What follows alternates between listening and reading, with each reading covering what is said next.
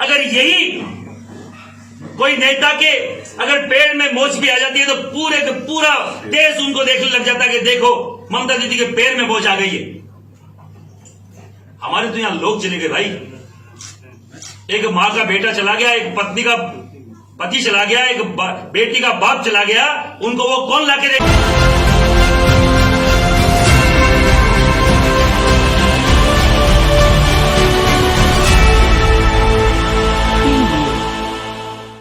ये लुका छिपी का खेल हम नहीं खेलते।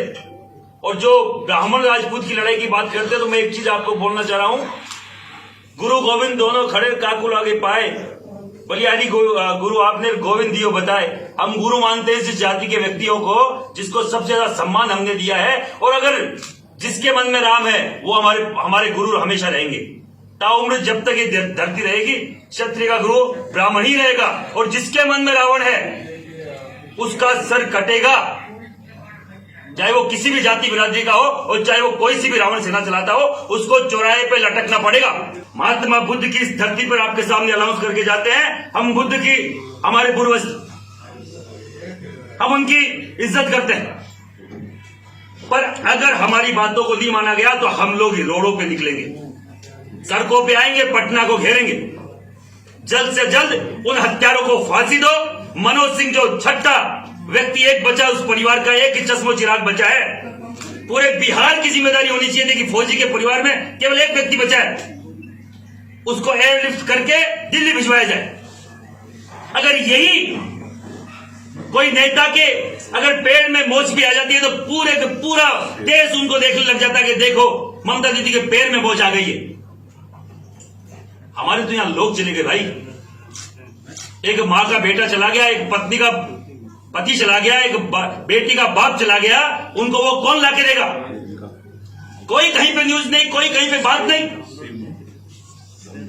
मैं आप सबके माध्यम से बोलना चाह रहा हूं, आप चौथा स्तंभ है, और आप लोगों की कृपा से अभी राजस्थान झाड़ एसोसिएशन का मुझे संरक्षक बनाया है, जो पत्रकार सबसे बड़ा पत्रकार संघ है राजस्थान का, और उसका अगर संरक्षक बनाया तो आप लोगों के प्रति मेरे साथ आप लोगों का कोई अच्छा जो सकारात्मक रवैया इसीलिए बनाया हो।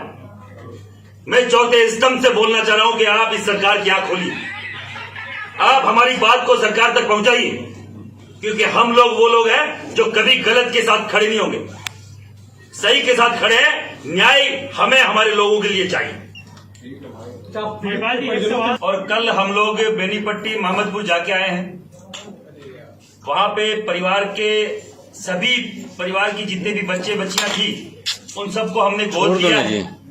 उनके शैक्षणिक, उनकी पारिवारिक जो भी आने वाली गतिविधियां हैं, जो भी उनके परिवार में कोई शादी ब्याह कुछ भी होगा, वो उसकी जिम्मेदारी करणी सेना की रहेगी। हमारे प्रदेश अध्यक्ष वीके सिंह जी यहाँ विराजमान है, और मैं आपके मार्फत बोलना चाह रहा हूं कि उसके बाद में हमें बदनाम करने के लिए जो साजिश रची गई है, उसमें करणी सेना को बदनाम करने की जो भी साजिशें हैं उनको मैं अलर्ट करना चाह रहा हूं कि ये करने से पहले आप सोच लें कि करणी सेना जो भी बोलती है छाती ठोक के बोलती है।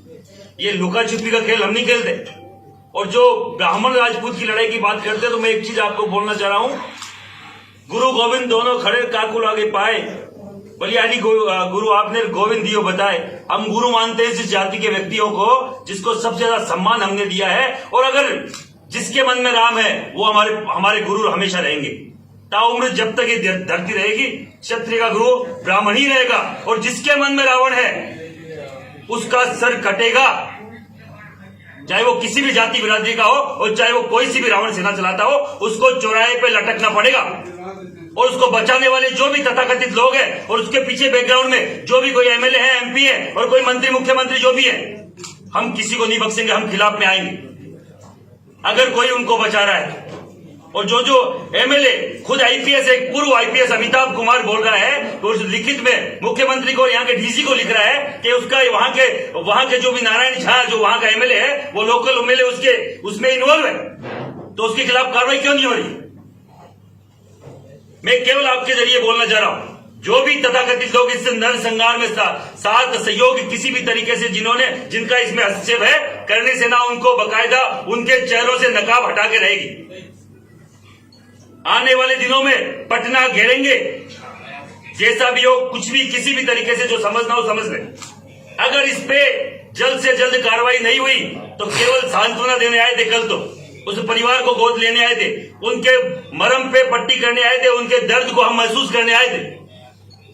दर्द दिल में है और वो सड़कों पे आया तो लोगों के लिए ठीक नहीं होगा, किसी के लिए ठीक नहीं होगा, उन राजनीतिक पार्टियों के लिए, उन समाज सरकार के नुमाइंदों के लिए जो किसी को बचाने का काम कर रही है। इतना बड़ा एक फौजी को मार दिया जाता है, उसको गोली मारने के बाद उसके पेट में बाकायदा कटार चला के उसके पेट को फाड़ दिया जाता है, उसकी हथेलियां बाहर निकाली जाती है, उनके बच्चों के सामने उनकी आंख को बाहर निकाला जाता है और आज तक कोई बड़ा आदमी बोलने को तैयार नहीं है। क्या यह हमारी गलती है कि हम क्षत्रिय समाज से, हमें दलित समाज से होना चाहिए था? दलित हमारे भाई है, कोई दिक्कत नहीं, उनकी कोई प्रोग्राम को कोई भी किसी भी उनकी कोई दिक्कत कोई सुनता, हमें उससे कोई अफसोस नहीं है, पर हमें समानता के अधिकार के साथ भारत में जीने का अधिकार है कि नहीं है?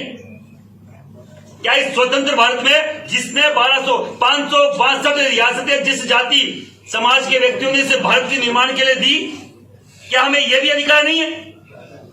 इन अधिकारों का हनन क्यों किया जा रहा है? क्या केवल एक जाति बची है पूरे देश में अत्याचार के लिए?